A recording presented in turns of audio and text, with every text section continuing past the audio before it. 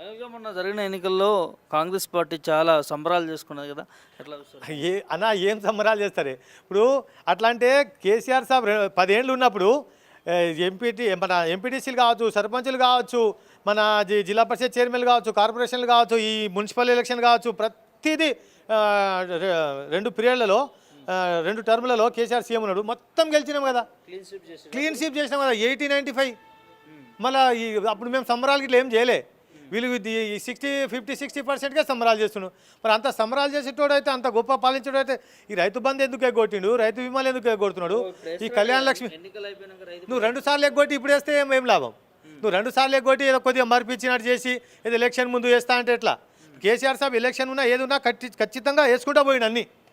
మొన్న sir election ముందు 2023 election ముందు ఆ రైతు బంధు అమౌంట్ కూడా ఆపిండు, పోయి కంప్లీట్ ఇచ్చిన ఆ అమౌంట్ వేసిండు ఒకసారి. కేసీఆర్ అమౌంట్ అది జమ చేసి పెట్టినది, తర్వాత ఒక్కటేసారి వేసిండు ఆయన అమౌంట్. ఇప్పుడు 2 సార్లు ఎగ్గొట్టిండు, మరి ఎన్నో కోట్ల రూపాయలు. మరి అది విషయం. కాబట్టి రాబోయే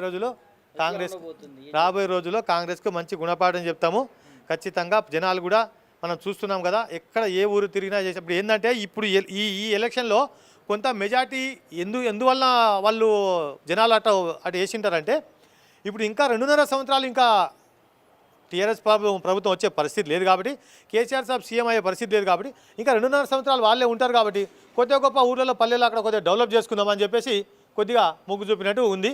అంతేగాని ఇంకా వేరే ఏం లేదు కాంగ్రెస్ పార్టీ.